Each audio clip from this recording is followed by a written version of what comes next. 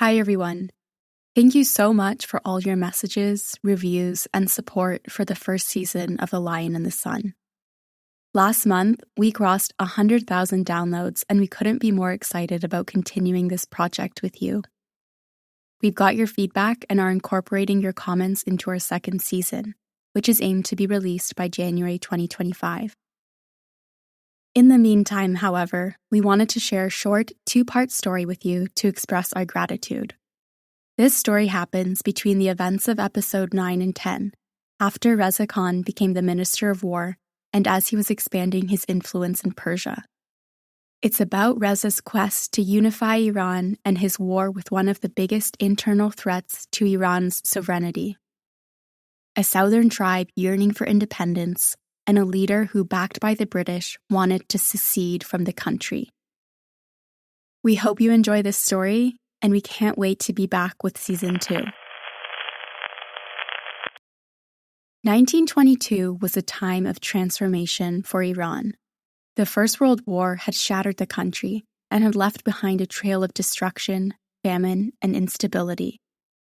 The mismanagement of the state budget by the Qajar dynasty, the monarchy that controlled Iran, had weakened its finances, and widespread corruption had crippled the government from making any strides in fixing those issues.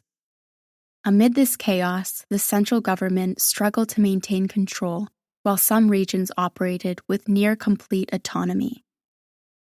Khuzestan, a land of stark contrast, stretched from the rugged Zagros Mountains to the shores of the Persian Gulf. It was a region where the fertile plains along the Karun River coexisted with scorching deserts. With summer temperatures soaring above 122 degrees Fahrenheit and relentless dust storms, the province's harsh environment made it a difficult place to live. But what made Khuzestan valuable was a treasure buried beneath its land: vast oil fields. The discovery of oil in the early 20th century turned the province into a strategic asset, attracting foreign interest and investments. This had turned the tribe leader controlling the land into one of Iran's most powerful players. For years, this critical province was controlled by an influential Arabic tribe and their powerful leader, who had even renamed the province of his own, Arabistan. Sir Sheikh Khaz'al, al-Kaʻbi, didn't believe in compromise. He only dealt with absolutes. Only a few years before, he had received a knighthood from the British government, and his land was considered an independent territory, even by the Qajar kings. He answered to no one, paid no taxes, and had the backing of international players. He had full autonomy and was free to do as he pleased. The previous governments weren't able to take action against him, fearing that the British would retaliate if they did. But now a letter had arrived to Khaz'al's castle. It was from the capital and signed by the new prime minister. Pay up or face the consequences. The British had warned Khaz'al that the new prime minister was built different and that the sheikh would be better off if he had settled his tab with the government. But Sheikh, confident in his power, decided to dismiss the letter. It was a decision he'd soon regret. Hi, my name is Oriana, and you're listening to a special episode of The Lion and the Sun, a modern history of Iran. Persia was and is home to numerous ethnicities and tribes living across its vast landscape. In the early 20th century, Iran was home to a diverse range of ethnic groups and tribes, each with its own distinct culture, language, and social structure. Major groups included Persians, who dominated central and urban areas, Azeris in the northwest, and Kurds in the west. Lurs, Bakhtiari, and Qashqai roamed the southwest, with Baluch in the southeast and Turkmen in the northeastern plains. After the fall of the Safavid Empire in 1722, the vastness of Iran's landscape and the lack of a unified military enabled these many tribes to each take control of a part of the land. This move undermined the rule of the centralized government that the Qajar dynasty later embodied. One of the most prominent of these tribes was the Banu Ka'b tribe, which was located in the Khuzestan region. Khuzestan, a province in southwestern Iran, is located along the Persian Gulf and shares borders with Iraq. Historically, Khuzestan is often considered the cradle of Iran's civilization, with ancient settlements dating back to the Elamite civilization around 3000 BC.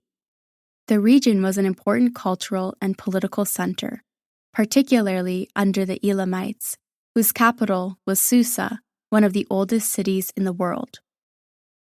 The significance and influence of the Arab tribes in the region was so great that this province was referred to as Arabistan, or the land of the Arabs. Khuzestan is home to the Karun River. Karun originates in the Zagros Mountains of the Bakhtiari region and flows through the province before emptying into the Persian Gulf. As mentioned in our first episode, the right to navigate in the Karun was granted to Britain in one of Nasser al-Din Shah's concessions in 1888. This concession brought the British into contact with the Banu Ka'b tribe in the province. The Banu Ka'b were one of the most prominent Arab tribes in the region of Khuzestan. They trace their lineage back to the Arabian Peninsula and are believed to have migrated to southwestern Iran over several centuries, particularly during and after the early Islamic conquests. By the 17th century, the Banu Ka'b had established themselves as a dominant tribal force in the region. During this time, the Banu Ka'b clan was led by Sheikh Khaz'al, and the local tribe was soon held at the orders of the British government. This meant that they received a degree of support from the British government in return for watching out for their interest in this region of Persia. 9 years later, Khaz'al was assassinated by his brother. The exact details about the assassination of this tribal leader are a bit unclear. Some believe that after 10 years of maintaining a close bond with his brother, Khaz'al, along with his servants, managed to shoot and kill Sheikh Khaz'al as he was boarding his boat. Others say that on the 1st of Muharram, at sunset, a group hired by Khaz'al attacked Khaz'al's home and killed him along with 14 members of his family and relatives. Sheikh Khaz'al was a charismatic leader. He was seen as a dignified, imposing figure, known for his regal demeanor and his will to fight for what he thought was his. In 1897, Sheikh Khaz'al inherited his brother's wealth and took control of the tribe and its vast territories. Unlike Khaz'al, who had carefully balanced his relations with both Britain and Tehran's central government, Khaz'al adopted a different strategy. Dismissing the influence of the Qajar dynasty, Khaz'al chose to focus entirely on strengthening his ties with Britain, solidifying his alliance with the southern superpower. His relationship with the British became so close that the Qajar-appointed governor of the province warned the prime minister that unless Khaz'al's power was reined in, the region risked becoming a British protectorate. But Atabak, Iran's then prime minister, and all of the ones after him failed to act accordingly. They all feared Britain's retaliation toward the fragile Qajari government. The government went as far as granting Khaz'al the right to collect customs payments at the port of Khorramshahr, a privilege that Khaz'al took advantage of without ever providing the government an accounting overview of the fees collected on his behalf. Growing his power and influence in the region, Khaz'al wanted assurances from the British government that he would be protected against outside threats, whether it was the Russians or the central government. In June 1903, the British caved in and gave their word to Khaz'al that he would be protected against both inside and outside attempts against him. The relationship between Khaz'al and the British was so intertwined that Khuzestan, or Arabistan, wasn't even mentioned in the 1907 Anglo-Russian Agreement. As you remember, the Anglo-Russian Convention divided Iran into two distinct spheres of influence. Russia dominated the northern regions, while Britain held sway in the southern territories. The central portion was designated as a neutral zone, reserved for the Persians themselves. But when it came to Khuzestan, both powers acted as if it was never part of the deal, treating it as a British territory, a protectorate under their control. You should know that all of this was solely based because of the Karun concessions. In 1907, other than its river and strategic placement, Khuzestan didn't offer much value to the British. But another discovery in 1908 changed the game completely. On May 26, 1908, at roughly 4 a.m, the British team tasked with scouting Khuzestan for oil fields was woken up to rambling shouts echoing across the land. As they got up and left their tents, they were met with a mountain of oil spurting from the derricks. It was the greatest oil field the British had ever found. We talked about the discovery of oil in Persia in our 8th episode. William Knox Darcy, a British entrepreneur, was able to secure oil exploration rights in 1901 in one of Qajar's concession purges. Despite harsh conditions and financial setbacks, Darcy's team, led by George Reynolds, searched for 7 years without success. But just as the backers decided to pull out, Reynolds struck oil in Masjid Suleiman on May 26, 1908. He uncovered one of the largest oil fields in British history and transformed the region's future. Fortunately for the British, Masjid Suleiman was located in Arabistan under the rule of Sheikh Khaz'al. This discovery turned Khuzestan from a minor protectorate within the Commonwealth into Britain's most valuable strategic asset in the region. Soon, the European superpower went into financial agreements with Khaz'al's tribe for protection of their drilling equipment and guarding their operations in the region. Sir Percy Cox, who was a chief resident in the Persian Gulf, even recommended more extrinsic incentives for the tribal leader to ensure his cooperation with the drilling. And thus, Khaz'al was even granted shares in the newly founded Anglo-Persian Oil Company. But that wasn't enough for Khaz'al. The Order of the Indian Empire was a British order of chivalry established by Queen Victoria on December 31, 1878. It was to honor British and Indian officials for their service to the British Empire in the region. The order had 3 classes: CIE or Companion, KCIE or Knight Commander, and finally GCIE or Knight Grand Commander of the Order of the Indian Empire. In 1917, through an elegant public ceremony, Sheikh Khaz'al received the title of Knight Grand Commander from the British Empire. He was now Sir Sheikh Khaz'al and was of the highest orders of the Indian Empire. After his knighthood, Khaz'al became a different person. This change of style was visible both in his personality and his appearance. He was often seen wearing a military uniform adorned with numerous medals bestowed by the British and Persian governments. The Persian central government no longer had any control over him. He refused to answer their letters or go to Tehran for official receptions. He was a king in his own land and felt no need to appease to a weak central government controlled by a dynasty that changed kings every few years. Around this time, the British was also considering the official absorption of Arabistan into its territory. After World War I, the Ottoman Empire, which had ruled over much of the Middle East for centuries, was dismantled as a result of its defeat alongside the Central Powers.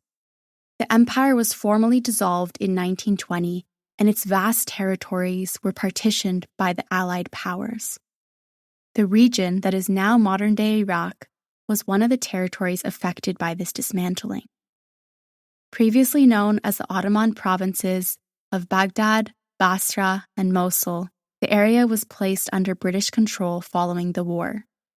The British were granted a mandate over Iraq by the League of Nations in 1920, allowing them to administer the territory and establish political order. Britain wanted to absorb Khuzestan into Iraq and was even considering appointing Sir Sheikh Khaz'al as its king. But the idea was soon dismissed and gave its place to the 1919 agreement. The Anglo-Persian Agreement of 1919 was a treaty proposed by Britain to increase its control over Persia's financial and military systems.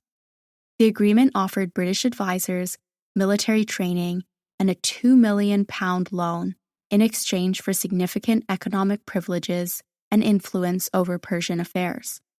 It was widely seen as a move to turn the entire Persian Empire into a British protectorate, leading to strong opposition from Iranian nationalists and its eventual dismissal. Khaz'al, who was looking forward to becoming king, was disappointed by this decision.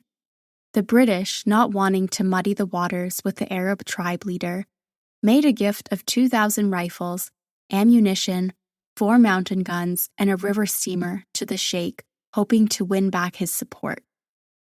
They also pushed Ahmed Shah to bestow the title of Sardar Akdas to the sheikh. The title was part of the imperial order of the Akdas, which was established by the Qajar dynasty to recognize loyalty and significant contributions to the state. It translates to Most Sacred Commander and was typically awarded to individuals who demonstrated exceptional service to the empire. Although dismayed by the decision of the British to keep Arabistan in Persia, Sheikh Khaz'al couldn't complain. He was at the height of his power. Revered by both the British and the Persians, he ruled Khuzestan like a king. He commanded an army, had ample ammunition and wealth, and enjoyed the backing of a global empire. Tehran had no sway over him. He paid no taxes on the custom duties he collected and ruled unchallenged. There seemed to be no force that could undermine his authority. That is, until a coup in the capital brought a soldier from the Cossack Brigade into the Persian political arena. On February 21, 1921, Reza Khan, who by then controlled a large fraction of the Cossack Brigade and was indirectly backed by the British, marched into Tehran. This military occupation forced Ahmed Shah to name Syed Zia ed-Din Taba'i as the prime minister. If you want to learn more about this story, we suggest listening to the 9th episode of this season. The coup of 1921 resulted in the ousting of the prime minister and the consolidation of power in the hands of the coup leaders. Syed Zia assumed the role of prime minister, while Reza Khan became commander of the army. Syed Zia's tenure as prime minister lasted only around 3 months. After stepping down under pressure, he was forced into exile, but Reza Khan grew his presence and soon became Iran's prime minister. Reza Khan believed in the power of the central government. He felt that tribal powers belonged to the history books and saw them as nothing but an extra burden to Persia. These tribes didn't pay taxes to the central government. Most of the tribe's people were illiterate, and due to the nomadic lifestyle, their workforce could not be utilized in Iran's modernization and industrialization efforts. Even worse was the fact that after World War I, most of these tribes had become pawns in the hands of the superpowers and only helped with their colonialist schemes. In the 1920s, 60% of Iran's landscape was under the control of local tribes, and their independence of the central government posed a threat to Reza Khan's vision of a unified nation. In the north of Iran, the province of Gilan was governed by Kuchak Khan. Eastern Mazandaran and parts of northern Khorasan in the northeast were controlled by Turkoman tribes. In eastern and southern Khorasan, power was divided among roughly 10 different tribes.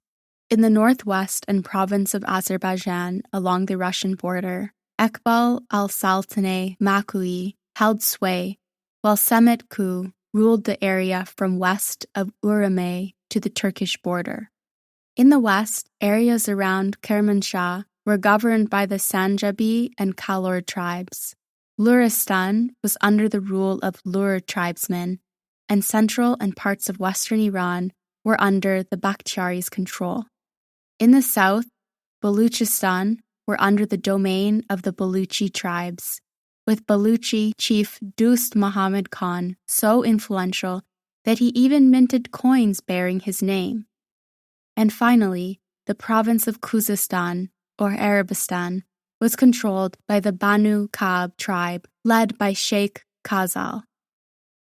Ever since becoming Minister of War, Reza Khan had tried to use the Cossack Brigade and the new centralized army of the capital to quash the rebellions of those tribes that opposed the government.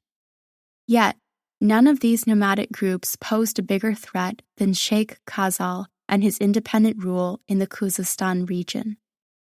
Reza Khan knew that Sheikh Khaz'al's total autonomy in one of the most important provinces posed a threat to Iran's unification. Even if all the other tribes were brought under control, the existence of Khaz'al and his free roaming in the region would allow others to follow suit and rebel against the capital. But Reza Khan had to be deliberate and calculating in his actions. Sheikh Khaz'al was strongly supported by the British. Tehran's army was still not fully equipped.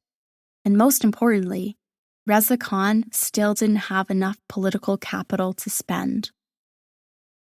1 year after the coup of 1921, the central government, in dire need of cash, decided to send a formal request to the sheikh to settle his account with the capital. Despite collecting the entire costume revenue from the port of Khorramshahr, Sheikh Khaz'al had paid no taxes since 1913, nor accounted for any customs receipts that he had collected. This was in part because Tehran's government was too scared of his tribe and the British support of him to ever formally request payment. Upon receiving the request, the British Council in Awaz recommended him to reach a settlement with the capital, but Sheikh, too proud and confident in his position, decided to ignore the request. Sheikh, a citizen of the country, had rejected the orders of the centralized government. Now Reza Khan had official cause to act. As Reza Khan was getting ready to face Khaz'al, the politics of the capital got a bit complicated. The wheat shortage of 1922 led to Reza Khan's temporary resignation, and the drive for republicanism soured the relationship between the prime minister and the parliament. But this temporary setback was not going to dissuade Reza Khan from taking back Khuzestan from the hands of Khaz'al. As Reza Khan was consolidating his power, he started the process of putting together his army once again. This time to march south and eradicate the threat of Khaz'al once and for all.